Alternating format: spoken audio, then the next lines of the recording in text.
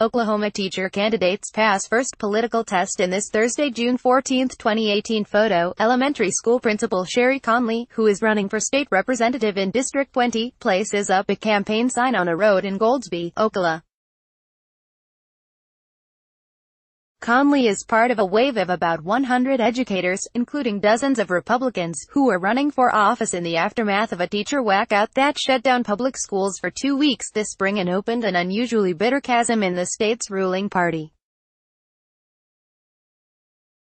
AP photo, Sue Ogrotsky, Oklahoma City, AP. Dozens of school teachers running for seats in the Oklahoma legislature passed their first test in the state's primary election, flexing political muscles that knocked incumbents out of office and could lead to more surprising victories in the months ahead.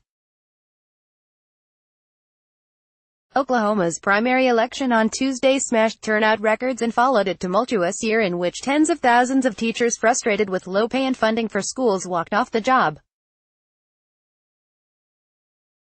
At the end of the night, 6 sitting Republican legislators lost their jobs, and the candidate the GOP establishment favored in the governor's race was defeated. Several other Republican incumbents were dragged into primary runoffs, many of them against teachers angry about their vote against a tax hike to fund teacher pay raises. "I think a record number of teachers came out and voted," said Alberto Morejon, a junior high history teacher from Stillwater, Oklahoma, who launched a teacher walkout page on Facebook that has become an online meeting place for teachers and their supporters. "And I think it really showed teachers that their vote matters and that teachers can sway an election just by getting out and voting."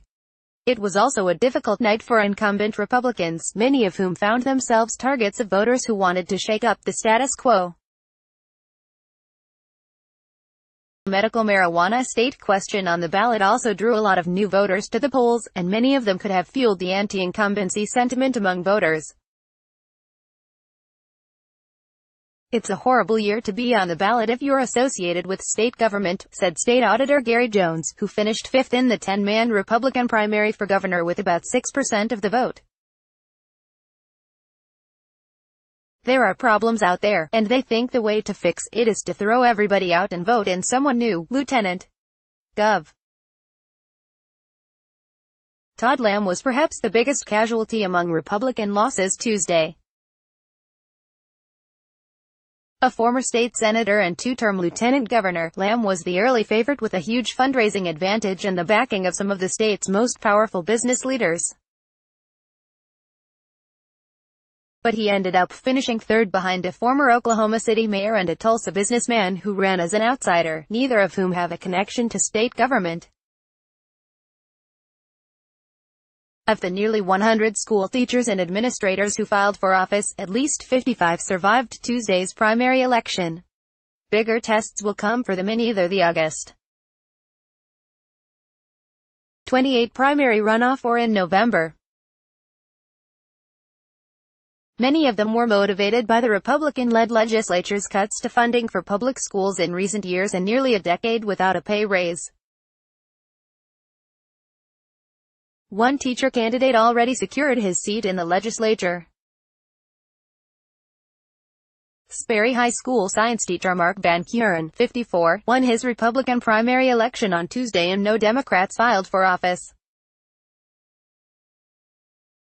"I would say the majority of the people we talked to, education was extremely high on their list," said Van Kuren, whose kids attend public schools and who campaigned on more funding for education. "It's important to the people and the constituents here that we have strong schools, ______. Follow Sean Murphy at www.twitter.com/@SeanMurphy____. Sign up for Politics in Focus, a weekly newsletter showcasing the app's best political reporting from around the country leading up to the midterm elections. https://bit.ly/2ice or 3d. Copyright 2018 The Associated Press. All rights reserved. This material may not be published, broadcast, written or redistributed.